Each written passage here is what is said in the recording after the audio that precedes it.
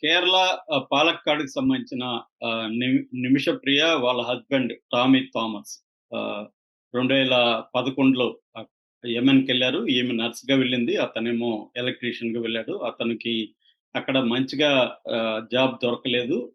But ఏదో ఒక electrical షాప్‌లో పనిచేయడం మొదలుపెట్టాడు. ఈమెకైతే మంచిగానే ఉన్నింది. ఈ లోపల వాళ్ళకి ఒక పాప పుట్టింది. దాని తర్వాత 2014లో అక్కడ అంతర్యుద్ధం వచ్చింది. అక్కడ హూతీలు అనేవాళ్ళు ఈ సనా పట్టణం, సనా అనేది యెమెన్ క్యాపిటల్. సనా పట్టణాన్ని క్యాప్చర్ చేసుకొని వాళ్ళ అధీనంలోకి తెచ్చుకున్నారు.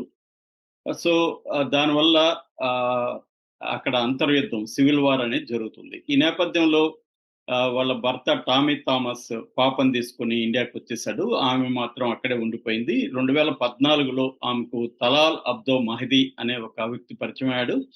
అతని సహాయంతో అక్కడ క్లినిక్ ఓపెన్ చేయడానికి ఆమె ప్రయత్నించింది. ఇద్దరు కలిసి క్లినిక్ ఓపెన్ చేశారు. ఎందుకంటే అక్కడ ఏదైనా వ్యాపారం చేయాలంటే లోకల్ వాళ్ళ పేరుతోనే చేయాలి గల్ఫ్ కంట్రీస్‌లో. అలాగా ఆమె స్టార్ట్ చేసింది. అయితే కొంతకాలం తర్వాత దీంట్లో వస్తున్న ఇన్‌కమ్ అంతా గూడా అతనే కాజేయడం మొదలుపెట్టాడు. ఎందుకంటే డాక్యుమెంట్స్ అంతా అతని పేరుతో ఉన్నాయి. దాంతో వీళ్ళిద్దరి మధ్య గొడవొచ్చింది. కేసులు పెట్టుకున్నారు. ఈమె కూడా 1 వీక్ జైలు ఉంది. అతను కూడా 1 వీక్ జైల్‌లో ఉన్నాడని చెప్తున్నారు.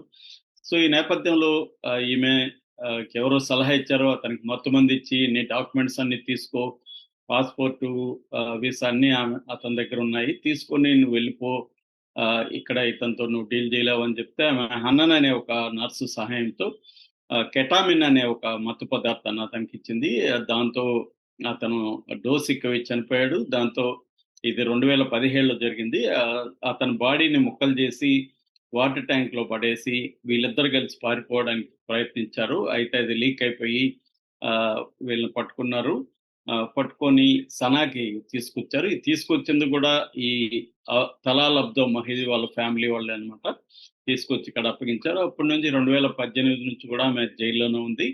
2020లో ఆమెకి అక్కడున్న సుప్రీం కోర్ట్ కూడా ఖరారు చేసేసింది. సో, అయితే మన వాళ్ళు ఎక్స్‌టర్నల్ అఫైర్స్ మినిస్ట్రీ కి అక్కడ హూతీలకు మధ్య ఎటువంటి డిప్లొమాటిక్ రిలేషన్స్ లేవు. మన ఎంబసీ అక్కడ లేదు.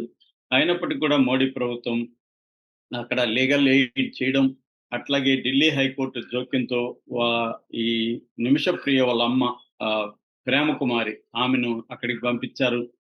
అట్లాగే ఈమెను కాపాడడం కోసం వరల్డ్ వైడ్‌గా సేవ్ నిమిషప్రియ ఇంటర్నేషనల్ కౌన్సిల్ ఒకటి ఏర్పడింది. సో, వాళ్ళు లీగల్‌గా ఆమెకి హెల్ప్ చేయడం, జైల్‌లో ఆమెకేమన్నా వసతులు కావాలంటే చూసుకోవడం, అవన్నీ కూడా వాళ్ళు ప్రొవైడ్ చేసుకుంటూ వచ్చారు. మరోవైపు ఈమె మరణ శిక్షను పోస్ట్‌పోన్ చేస్తా వచ్చారు ఇప్పటి వరకు. 2017లో జరిగితే ఇప్పుడు 2025. సో, ఇన్నేండ్లు పోస్ట్‌పోన్ చేయగలిగారు 8 ఇయర్స్. అయితే ఇప్పుడేందంటే డేట్ ఫిక్స్ అయింది 16వ తేదీకి.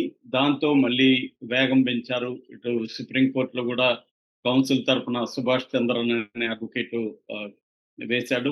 సుప్రీం కోర్ట్‌లో జస్టిస్ విక్రమ్‌నాథ్, జస్టిస్ సందీప్ మెహతాలకు కూడిన బెంచి ఆహ్, మన సెంట్రల్ గవర్నమెంట్‌ని అడిగింది. మీరేమన్నా హెల్ప్ చేయగలరని. వాళ్ళు మేము మాక్సిమం చేశాము. మా దగ్గర ఇప్పుడు ఆప్షన్స్ అయితే ఏమి లేవు. మేము వాళ్ళ దేశంలోని మనకి ఏమి సంబంధాలు లేవు.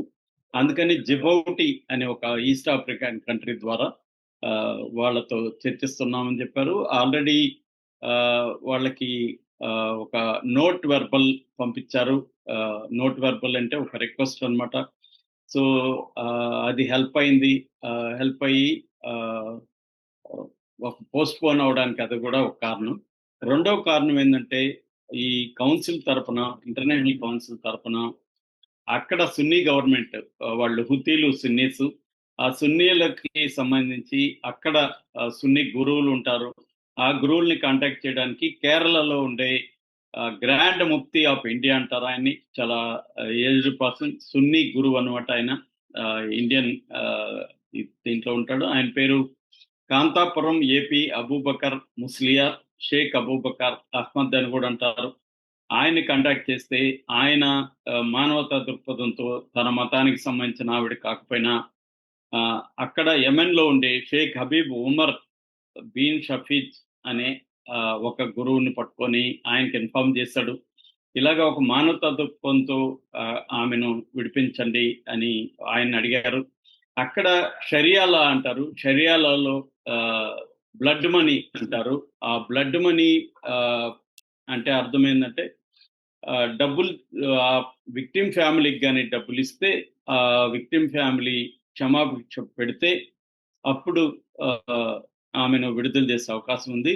సో, ఈ సిస్టమ్ అక్కడ ఉంది గాబట్టి దీన్ని ఉపయోగించుకొని ఆమెకు డబ్బులు ఇస్తామని ఆఫర్ ఇచ్చారు. ఇప్పటివరకు దాదాపు $1,000,000 ఈ సంస్థ తరపున కలెక్ట్ అయ్యింది. $1,000,000 అంటే మన కరెన్సీలో 8,59,00,000.